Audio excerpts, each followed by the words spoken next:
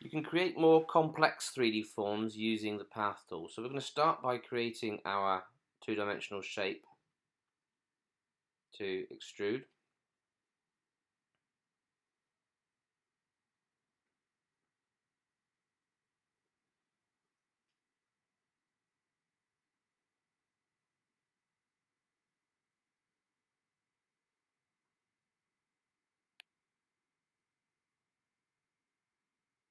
And then on a different plane, we're going to draw the path that we want our extrusion to follow.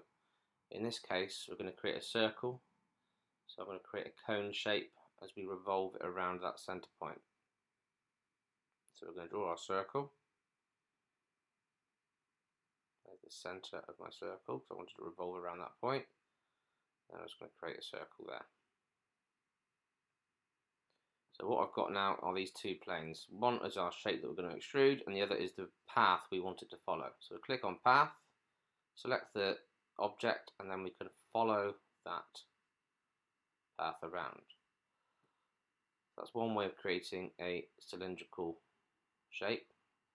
It doesn't have to be a circle that we follow though. So we can draw our shape that we want to extrude, and then we can draw on a different plane our shape that we want it to follow, and then do exactly the same round our square or rectangular part.